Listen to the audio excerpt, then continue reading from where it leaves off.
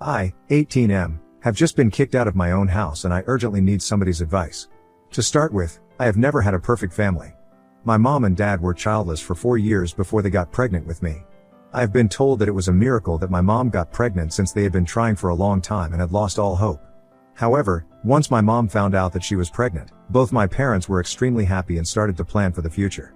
This happiness was short-lived, as has been told to me by my grandma, because my parents were never really happy with each other. They have always had a lot of nasty fights, and even after my mom got pregnant with me, these fights never really stopped.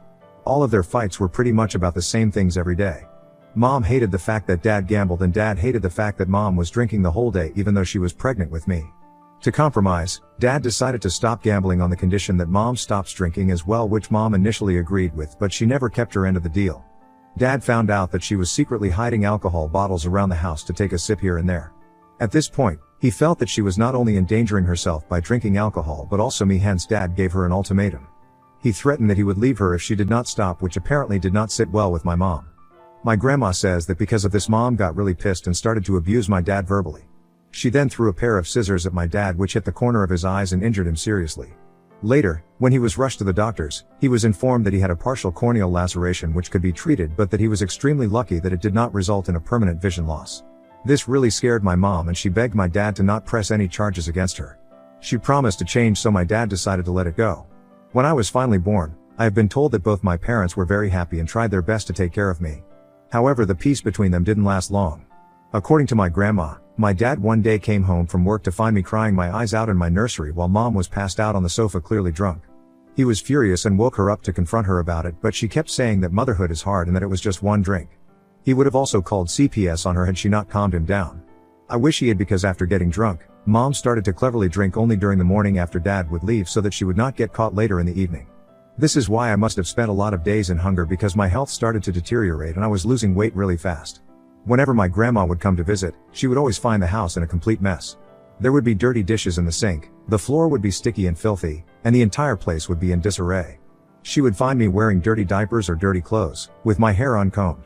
Whenever she tried to talk to my mom about the state of the house or about me, my mom would become extremely defensive and ask her to mind her own business.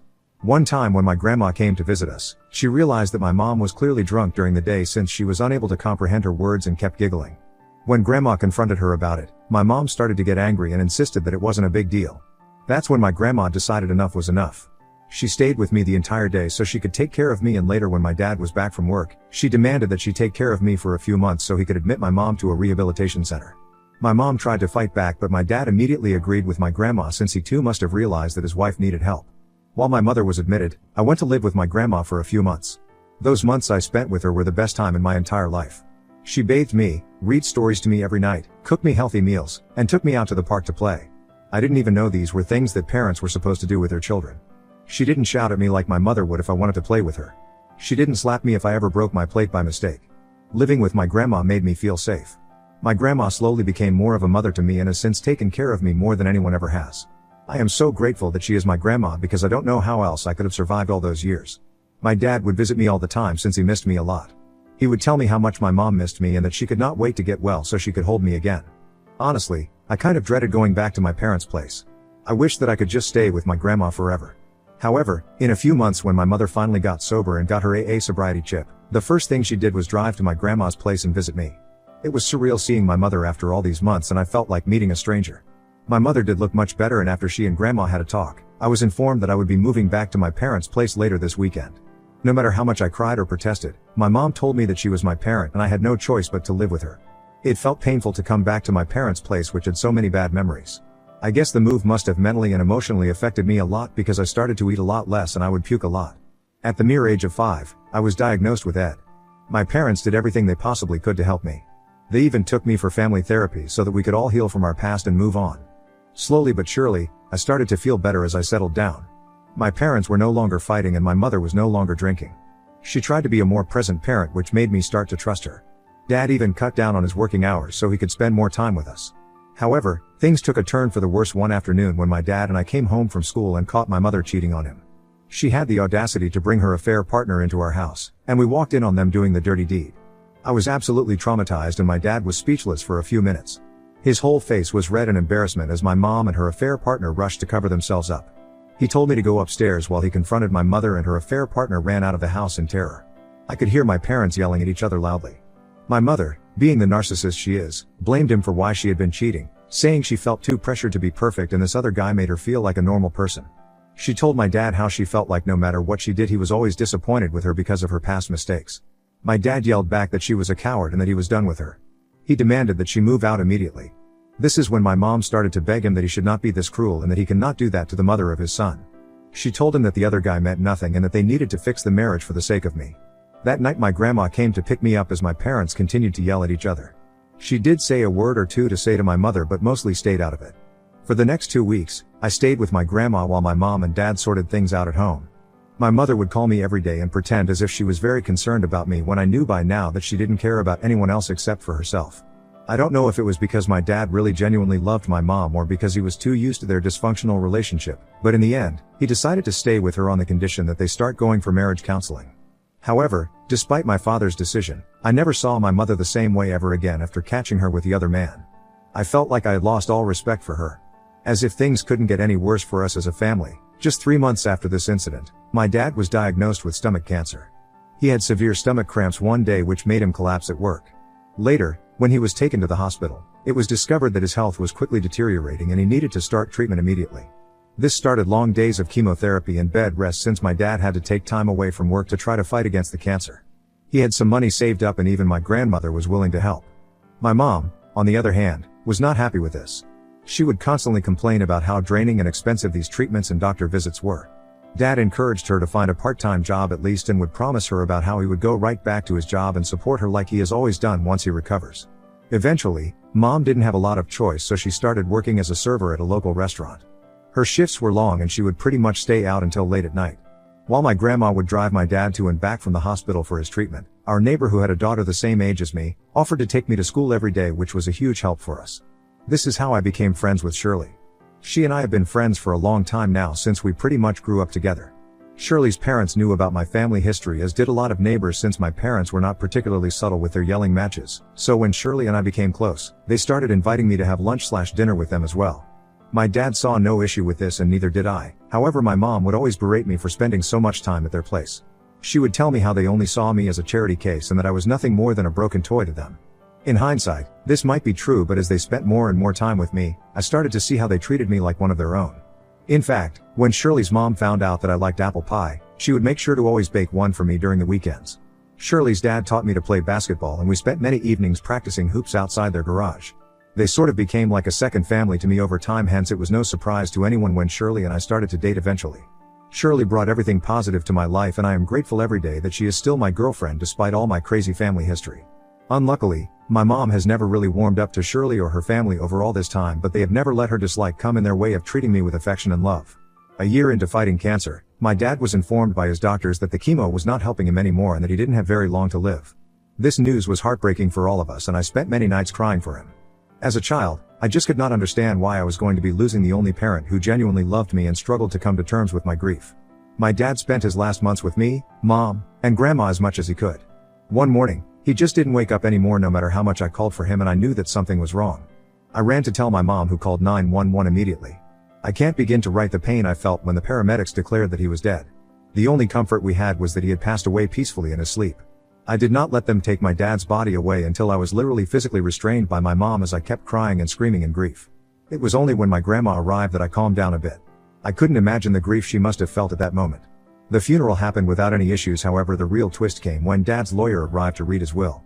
It was then that it was revealed that Dad had left all his money and his house to me. My mom was shocked and even asked the lawyer to show her the papers. I guess Dad knew the kind of person she was and wanted me to have his house and whatever little money was left after chemo so that I could have a decent start in life. Mom didn't like this one bit and kept asking the lawyer if she could fight this in court since the house rightfully should go to her as she was his wife.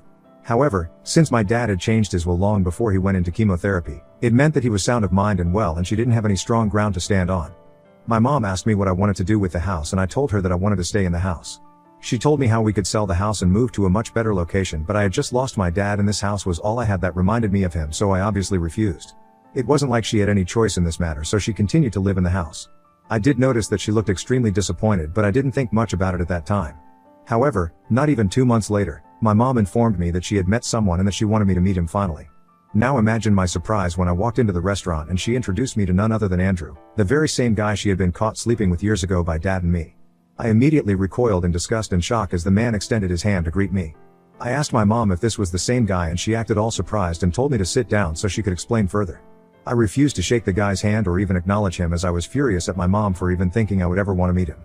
My mom began to explain how they both had reconnected after all these years and that Andrew was just an old friend who made her feel good after Dad's death. There was something in her words that just made me feel like she was lying to me. They also seemed extremely cozy with each other and kept kissing, which made me even more uncomfortable. I started to think about all those nights she came back home late at night while my dad was still alive, giving excuses that she was working overtime when she could have been very well meeting up with this guy behind our back. Throughout the evening, I kept ignoring Andrew whenever he tried to make any small talk with me. Later my mom was pissed at me for being rude to her boyfriend and told me how disrespectful it was. I remember that she even told me that this is why she was thinking of marrying Andrew in the next few months, so hopefully I could have a positive role model in my life. I was pissed hearing this and told her that there was no way that I wanted him in my life and that if they did get married then she had to move out because I would rather live alone than with a man who had the audacity to have an affair with her while my dad was still alive. My mom threatened me that I was still underage and that she was my parent, so I have no real choice in this matter anyways. Unfortunately, she was right and true to her words. She soon got married to Andrew and he quickly moved into our house. Once he moved in, he made sure to remind me every day that he was the man of the house. He hated the fact that I had pictures of my dad and me in our living room, so one day after I came back from school, I discovered that he had taken those pictures down and put them in the basement. When I angrily confronted him, he told me that he and my mom needed to make a fresh start, hence I was only allowed to put up pictures of my dad inside my bedroom. As if this wasn't enough for me to hate him, he was also extremely controlling. He would call my mom every time her shift ended and would call her back again if she was even a minute late to reach home. Slowly, he started to do this with me as well, but I shut him down quickly. I reminded him that he was not my father in any way and that I was going to stay out as long as I wanted. I had the keys to the house anyway, so it wasn't like he could lock me out. Now don't get me wrong, it wasn't like I was staying out to party or anything. I would simply just spend my evenings at Shirley's place or at the library where I could peacefully finish my homework and study. Throughout this time, I continued to have a good relationship with my grandma and I visited her as much as I could. We would simply sit and watch an old black and white movie or reminisce about the old days. When I graduated from high school, my mom didn't even bother to attend my high school graduation. Although I didn't expect much from her by this time, I was still a bit sad that my only parent didn't care about me a single bit. However, my grandmother and Shirley's parents were there for me and they cheered for me during graduation. Later, when I was getting ready to go out to party with my friends, my mom came into my room to inform me that she and Andrew felt that I was now an adult, so I needed to step up and take responsibility around the house. Confused, I asked her what she meant by that since I always washed my own dishes and did my laundry. This was when my mother informed me that I needed to find a job and start paying the bills around the house. She said that Andrew felt I wasn't carrying my weight and that as an adult, he expected me to contribute money. I was a bit pissed that she didn't give me a single day to celebrate before dumping this news on me, but nevertheless, I agreed to contribute as much as I could. Over the next few weeks, I applied and got a job as a cashier at Burger King's while also simultaneously applying to various colleges. Eventually, I got into a good college in my town, which meant that I didn't have to waste money by opting for hostel accommodations, but I did need to buy a car so it would be easier for me to attend classes. I decided to have a talk with my mom to ask her if she could help me buy a car, but she and Andrew immediately got pissed hearing this. Andrew yelled at me that they were doing more than enough for me with the tight income they both had and that for once I needed to stop being so selfish. I couldn't comprehend exactly what it was that made me selfish in his books, but mom didn't even try to defend me. She told me that I was on my own and that as an adult I needed to figure things out. Imagine my surprise when just a few weeks later, I woke up to a few workers working on remodeling the kitchen and the downstairs washroom. When I asked mom about it, she told me that Andrew was sick of how old and rusty the house looked, so he was going to be changing a few things here and there. I asked her where they got the money to do this when according to them they didn't even have the money to help me out with a car a few weeks ago. Hearing this, mom got frustrated with me and said that I was being entitled to expect them to help me. For the next few weeks, I watched mom and Andrew change things around the house and completely revamp it. I kept my mouth shut throughout all this and just kept my head down. Shirley knew I was upset over this and tried to cheer me up as much as she could. However, today, when I returned home, I found my things and clothes in the living room. I rushed to check on my things, yelling at mom about why they were there and not in my room. This is when Andrew and mom came downstairs to tell me that they needed to talk to me about something very important. They then went on to excitedly announce that mom was pregnant with Andrew's child and that they had kept this news to themselves for over 2 months. Andrew then went on to state that as the father of the child, he needed to think about the needs of his child first, hence he had decided to change my room into a nursery for his baby. My mouth hung open in shock as he went on to say that it was time for me to move out and live on my own since he and mom had agreed they could not take care of a freeloader anymore. Mom nodded in agreement and suggested I could move into Grandma's place until I could afford my own. I could feel teardrops welling up in my eyes. At that moment, I felt so unwanted that I didn't even bother to argue with them. I called an Uber and took all my important documents so I could spend the night here at my grandma's place. She is as shocked as me and hates my mom even more now. She wanted to go right back and confront my mom, but before that, I wanted to take some legal advice. I have just recently turned 18 and I know that the house rightfully belongs to me, so will I face any issues removing my mother and Andrew from the premises? Will I have to consult with a lawyer regarding this? Update 1. Okay guys, thanks for all your advice. I read all your comments and decided to do what most of you told me to do. First of all, today I went to visit my lawyer to understand my legal stance better.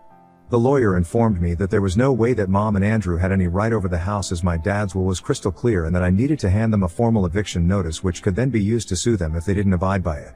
After this, I visited my house with my grandma. I had the keys to my place, so I didn't even bother to ring the doorbell. Luckily there was no one home. I called Shirley's dad and asked him if he could help me change the locks in the main door and the back door, and fortunately, he agreed. By the time Shirley and Andrew returned home, the locks had been changed. I met them outside on the porch with my grandma and refused to let them inside. Andrew was furious seeing me standing there, but my 5 feet 5 inches grandma was not scared of him a bit. She looked him right in the eyes and told him that they had 30 days to move out since I had decided to sell the house and there was nothing that they could do to stop it. I then handed them a written notice, signed by my lawyer, outlining their 30-day eviction period and the legal consequences they would face if they did not comply. Andrew snatched the paper from my hand to inspect, his face turning red in anger. He then crumpled it, but Grandma warned him that destroying it wouldn't change anything. They had 30 days, and that was non-negotiable. Seeing this unfold, Mom started to beg me and tell me that I should not put her through so much stress during her pregnancy. She went on to say how big of an inconvenience it would be for them to move out when she was already going through so much. I was so mad at her for never defending me all this time that I started yelling at her for being such a horrible mother to me for all these years. I reminded her how she would just leave me to fend for myself while she would be passed out from drinking. I told her how as an adult she needed to find her own place and stop living at my place. Hearing this, she started to plead even more, but I told her that she and her freeloader husband were done mooching off of me and my house. Andrew looked horrified and tried to ignore me and get inside the house, but quickly realized that his keys didn't work anymore since the locks had been changed. He started to yell at me, but I told him that I would call the police on him because he was technically trespassing on my property now. It was satisfying to see him look pissed but unable to do anything. I told both of them that this was only going to be the start of all their trouble and their new baby if they didn't listen to me. I reminded them that not only would I sue them, but I would make sure that it would drain all their finances while I could just recover the money from selling the house eventually.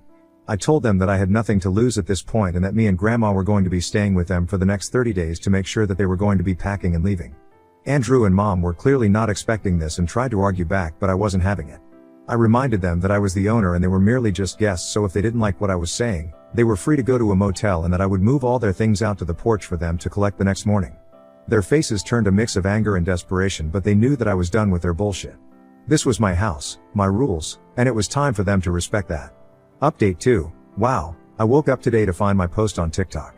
I live in a small town, so there is a high chance that if my neighbors or friends come across my post or the video circulating, then they might recognize me. Now, addressing the questions about why I'm giving my mom and Andrew a 30-day legal notice, it's because my lawyer advised that this would ensure they have no grounds to sue me if this ever goes to court. As for those asking about the money my stepdad spent on remodeling the house, I want to be fair. When I sell the house, I am prepared to reimburse him for the remodeling costs, provided he can produce proper bills that my lawyer can verify. As for those asking why my grandma and I are staying here with my mom and Andrew, it's because I don't want them to unfairly claim any part of this property since they don't pay me any rent. As the owner of the house, I'm not going to leave my property. I have also refused to provide them with a key to my door, so they can't even claim that they leave here without a key. My grandma, who is a no-nonsense person, wants to be here to make sure these leeches are out of here soon. Update 3. It's been a while since I gave an update here. Well, as some of you suspected, my stepdad and mom did try to play dirty and refused to move out when their 30 days legal notice ended. However, I am smarter than them, and the next time they went for my mom's ultrasound, I moved all their things to the porch and refused to let them back in. They came back and tried to call the police on me, but there was nothing the police could do. I calmly showed them proof that I was the legal owner and explained that my stepdad and mom didn't even have a key to the house. Seeing this, the police informed them that their only option was to go to court if they wanted to contest my claim. Andrew cursed me out loudly and started to walk over aggressively, but one of the officers warned him to calm down or risk being detained. Eventually, my mom and Andrew were removed from my property, and it was satisfying to watch them realize exactly what they had lost. Since then, I have installed cameras all over my property and talked with a real estate agent who will start showing the house to potential buyers next week.